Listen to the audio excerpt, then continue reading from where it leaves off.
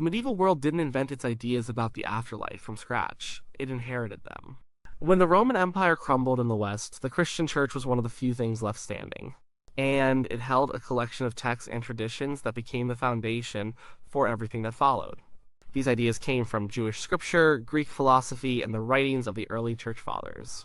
It was a messy inheritance full of different and sometimes conflicting views.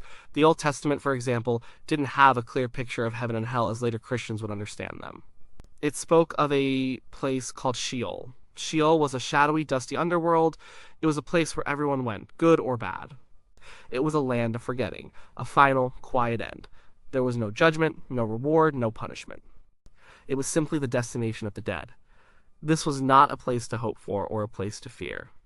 It was just what happened. But new ideas began to emerge. During the centuries just before Christ, Jewish thought started to include concepts of resurrection and a final judgment. The idea that God would eventually sort the righteous from the wicked took hold. This was a huge shift. It meant that your actions in life had eternal consequences. The afterlife was no longer a neutral, shadowy place. It was becoming a moral landscape. Early Christians picked up these threads and wove them into something new.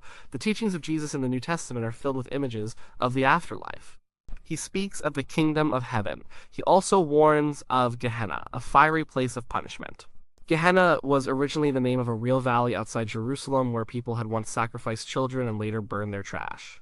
It became a powerful metaphor for a place of divine punishment, of being cast out from God's presence.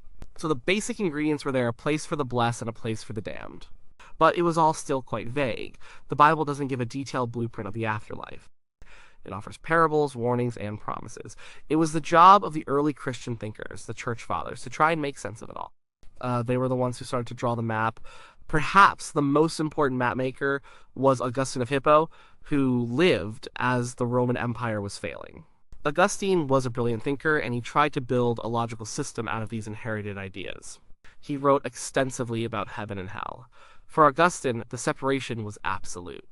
You were either saved or you were damned. There was no middle ground. Your fate was sealed at the moment of your death. Augustine argued that the core of heaven was the beatific vision. This wasn't about golden streets or singing with angels, though those images were popular. The true reward of heaven was seeing God face to face. It was an experience of perfect love, perfect knowledge, and perfect joy that would last forever. It was the fulfillment of everything the human soul longed for. Hell for Augustine was the opposite. Its ultimate punishment was not the fire, though he believed the fire was real. The true pain of hell was the poena dami, the pain of loss. It was the eternal separation from God. To be cut off from the source of all goodness, all love, and all light forever was the greatest torment imaginable. Physical tortures were just a secondary expression of this primary spiritual agony. This clear binary system shaped the early medieval mind. The world was a stage for a great spiritual drama. Every person was a player. Every choice you made, every sin you committed or resisted, pushed you toward one of two eternal destinations. There was no second chance. The stakes could not be higher. This simple, terrifying clarity was the starting point. It was the map passed down to the people of the Middle Ages. They would spend the next 1,000 years exploring its territories, adding new lands, and grappling with the terror and hope it inspired. The world was a short and dangerous journey. The afterlife was the final and only destination that mattered. For the medieval person, life was a pilgrimage, and every pilgrimage has a destination. In the spiritual geography of the Middle Ages, there were two final, unchangeable destinations, heaven and hell. These were not abstract concepts, they were real places imagined with vivid sensory detail. Preachers described them from the pulpit. Artists painted them on the walls of churches. They were the twin poles of the medieval imagination. Heaven was, first and foremost, a place of order and light. It was the celestial court of God, the ultimate feudal king. Everything was in its proper place. The angels were arranged in their 9 choirs. The saints, martyrs, and apostles had their designated positions. It was a perfect, harmonious society, a stark contrast to the chaotic and violent world of medieval Europe. There was no hunger, no disease, no war. There was only peace. The imagery of heaven was often drawn from the Book of Revelation. People imagined a celestial city with walls of jasper and gates of pearl. The streets were paved with gold. A river of life flowed from the throne of God. But these were just symbols. As thinkers like Augustine pointed out, the true essence of heaven was the beatific vision, the direct sight of God. To see God was to be filled with an indescribable joy, a love so complete that it erased all memory of earthly suffering. It was to finally understand the meaning of everything. It was to be home. In heaven, you would also be reunited with loved ones who had been saved. It was a community. You would not be an anonymous soul in a crowd, but a recognized member of the family of God. You would also regain your body. At the end of time, Christian doctrine taught that the dead would be resurrected. The saved would receive a glorified body, a perfect version of their earthly form, incapable of pain or decay. This was important. Medieval Christianity valued the physical body as a creation of God. And salvation was not about escaping the body, but redeeming it. But if heaven was a place of perfect light and order, hell was its absolute opposite. It was a place of chaos, darkness, and eternal pain. And while the theologians focused on the spiritual pain of separation from God, popular imagination ran wild with the physical torments. Her hell was a place you could smell, hear, and feel. Visions of the afterlife, like the Visio Tunugdali, became incredibly popular. These stories, told and retold, described a soul's journey through the underworld. They offered a detailed tour of the torments. Hell was a pit of filth and fire.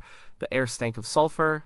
The only sounds were the screams of the damned and the mocking laughter of demons. Demons were not just generic monsters.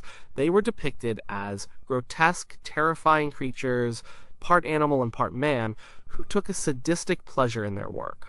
The punishments in hell were not random. They were specific and tailored to the sins committed in life.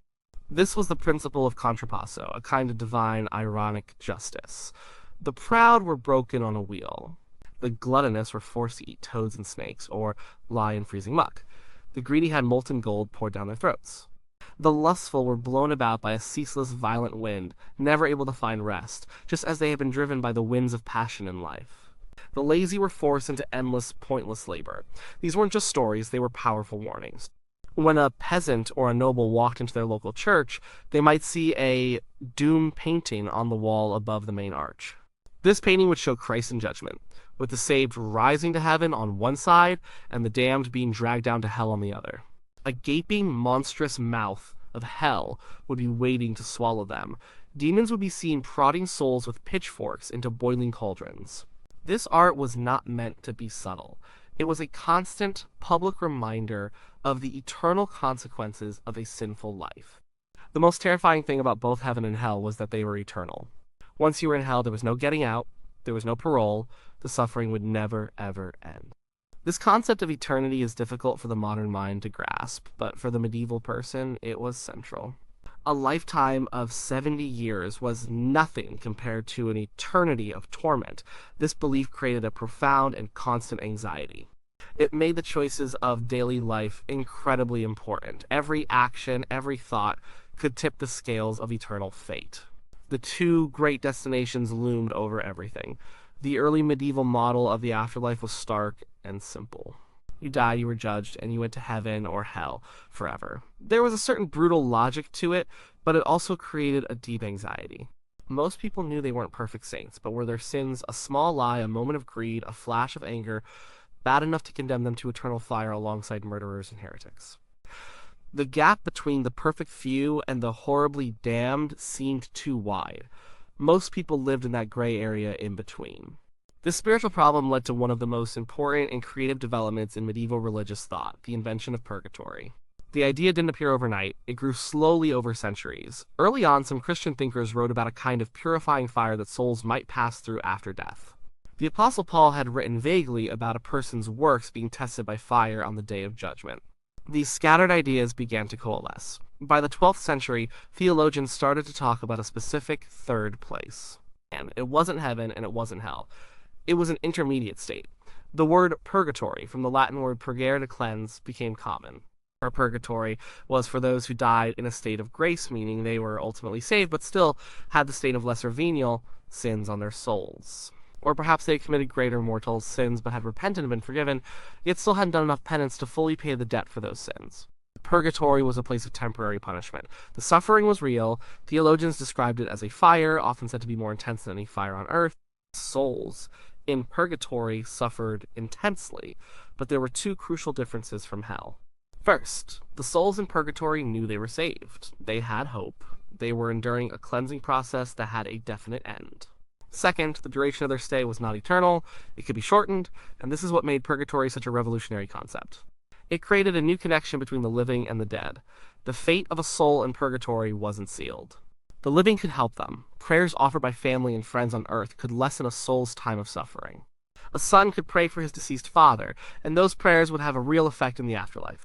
The most powerful help of all was the Mass. Having a Mass said for the soul of a loved one was seen as the most effective way to ease their purgatorial pains. This led to the creation of chantries, chapels endowed by wealthy families specifically for the purpose of having priests say masses for their souls, sometimes for centuries after their death. Purgatory created a whole new spiritual economy. This economy also included good works and pilgrimages undertaken on behalf of the dead. And it eventually led to the system of indulgences. The Church taught that great saints had performed so many good works that they had created a surplus of merit, a treasury of merit. The Pope, as the head of the Church on earth, could dispense this merit to others. An indulgence was a grant from this treasury that could reduce the temporal punishment, the time in purgatory for sins. Initially, indulgences were granted for significant acts of piety, like going on a crusade. Over time, they could be obtained for simpler acts, and eventually through monetary donations. This practice would, centuries later, become a major point of contention for reformers like Martin Luther. Dante Alighieri's Divine Comedy, written in the early 14th century, gave the world the ultimate literary vision of purgatory. His Purgatorio is a great mountain rising from the sea. Souls climb its terraces, actively purging themselves of the sins they committed in life. On the terrace of pride, they are bent low, carrying heavy stones. On the terrace of envy, their eyes are sewn shut with iron wire. Unlike the passive suffering of hell, the souls in purgatory are willing participants in their own purification. They are singing hymns as they suffer, eager to be made clean enough to enter heaven. The idea of purgatory changed everything. It softened the harsh binary of heaven and hell. It offered hope for the average, imperfect Christian. It created a dynamic and interactive afterlife, where the community of believers was not broken by death. The living and the dead were bound together in a web of mutual obligation and prayer. It was a profoundly human solution to a daunting theological problem, and it came to define the religious life of the later Middle Ages. The medieval afterlife was not a distant, abstract reality. It was right here, interwoven with the fabric of daily life. The barrier between the world of the living and the world of the dead was thin and porous. People believed in a constant traffic between the two realms. The dead were not gone. They were just in a different state of being, and communication was not only possible, but essential. This relationship was most clearly seen in the cult of saints. Saints were the superstars of the medieval spiritual world. They were men and women who had lived such holy lives that they were believed to have bypassed purgatory and gone straight to heaven. From their exalted position, they could act as powerful intercessors. A peasant with a sick child wouldn't necessarily feel worthy of praying directly to an all-powerful God. But they could pray to St. Nicholas, the patron saint of children. The saint was a celestial friend, a patron in the heavenly court who could put in a good word with a king. Every town, every guild, every individual had a patron saint. St. Crispin watched over shoemakers. St. Luke protected artists. If you were traveling, you prayed to St. Christopher. This system provided a sense of comfort and protection in a dangerous and unpredictable world. The saints were family. The physical presence of the saints was felt through their relics. A relic was a physical object associated with a saint, usually a piece of their bone, but also clothing or items they had touched. These were not just historical mementos, they were believed to be conduits of divine power. A cathedral's importance was measured by the quality of its relics. People would travel hundreds of miles on dangerous roads, on pilgrimages, just to be in the presence of a relic of a powerful saint like Thomas Becket at Canterbury or St. James at Santiago de Compostela. They would pray before the relic, hoping for a miracle, a cure for a disease, a safe return from war, or forgiveness for their sins. These relics made the sacred tangible. They were physical proof that heaven was real and that it cared about the affairs of earth. But not all interactions with the dead were so holy. People also believed in ghosts. These were not the terrifying, malevolent spirits of modern horror films. Most often, a medieval ghost was a soul from purgatory. They were trapped, suffering, and they returned to the world of the living to ask for help. A ghost might appear to a family member in a dream or even as a sorrowful apparition. Their message was almost always the same: pray for me. Have a mass said for my soul. I am suffering, and you can help me. These ghost stories reinforced the theology of purgatory. They served as vivid, personal reminders that the dead needed the living.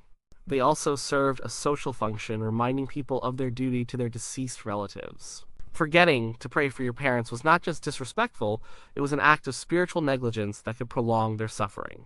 This created a powerful bond of obligation that stretched across the generations and beyond the grave. The entire landscape was mapped with the dead. Graveyards were not quiet, isolated parks on the edge of town. They were in the center of the community, right next to the church. People walked through them every day. They held markets and festivals there. The dead were literally in the middle of life. The very architecture of the church was a bridge to the afterlife. The building itself was oriented east, toward the rising sun and the direction of Jerusalem, awaiting the second coming of Christ. The stained glass windows told the stories of the saints. The statues depicted angels and apostles. To step inside a medieval cathedral was to step into a model of the cosmos, with heaven above in the vaulted ceilings, earth in the nave where the people stood, and the dead buried in the crypts below.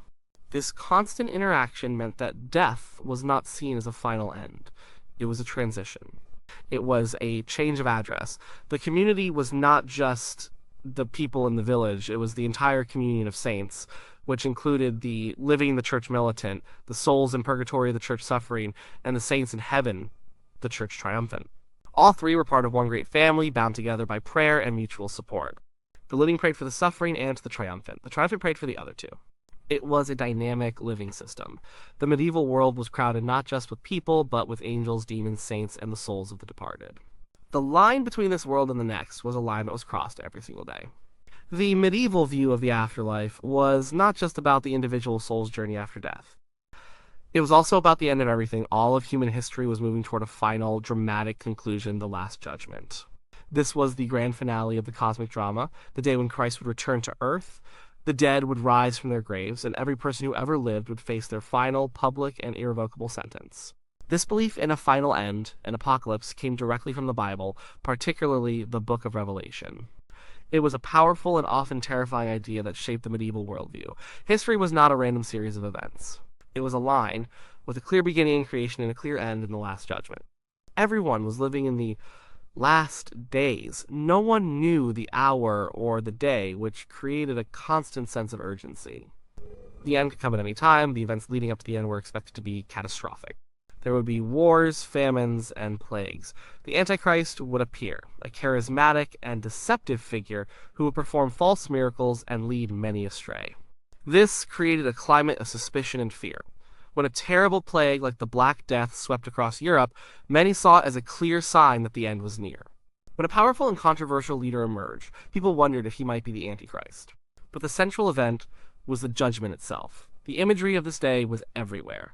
The most prominent place was the main doorway of a cathedral, the tympanum above the doors. This was the last thing you saw before you entered the church and the first thing you saw when you left. It was a carved stone sermon, a constant reminder of what was to come.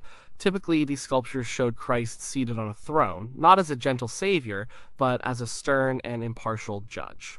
To his right would be the blessed, the Virgin Mary, and the apostles leading them toward the gates of paradise.